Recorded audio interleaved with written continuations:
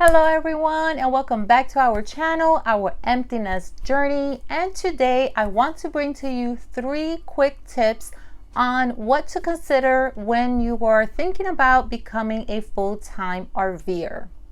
Well, tip number 1 is stop shopping.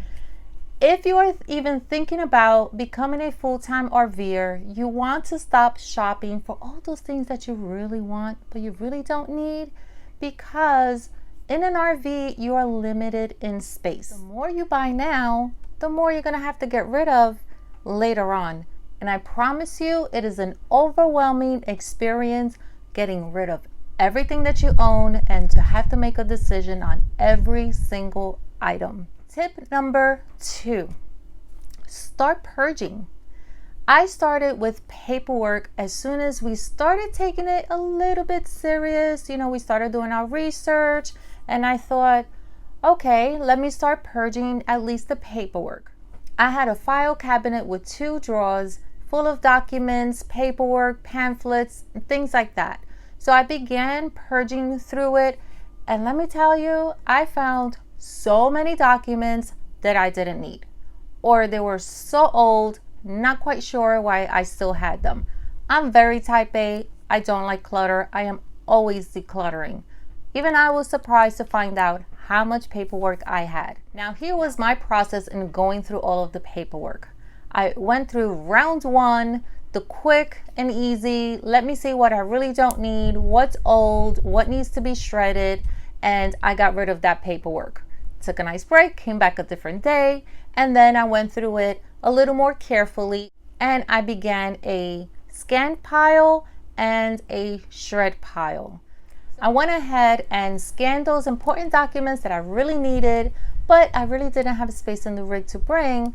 So I scanned them, saved them to my hard drive, and I also saved them to an external drive. Now, you may want to keep that external drive and other very important documents like your passports, birth certificates, things like that, away from your rig if possible.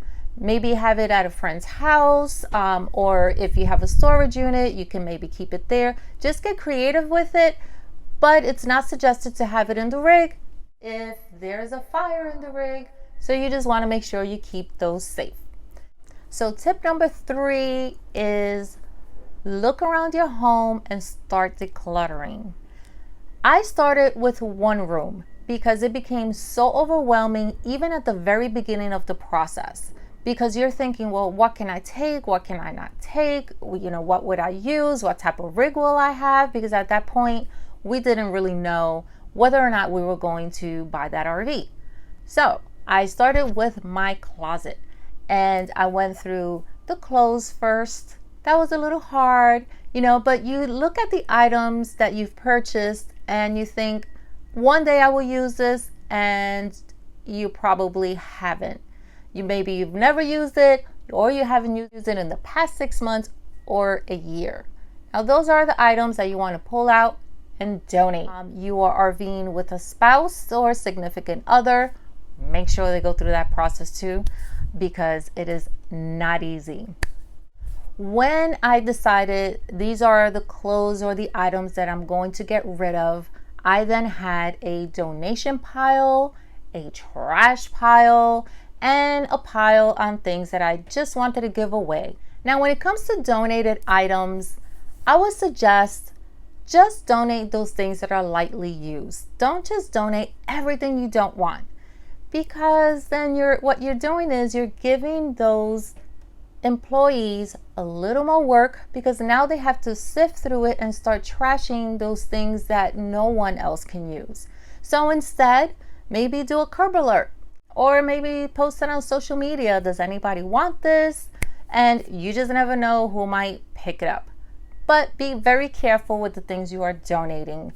And the trash, I will tell you, start early. I filled up those bins as soon as they were emptied out. Even if you think down the line, RVing is really not for us, I am not going to do it, what's the worst that could happen? You just decluttered your house, and I promise you, you will feel better. I hope these 3 tips helped you, and let me know in the comments below, what are things that you're considering? What are questions that you may have?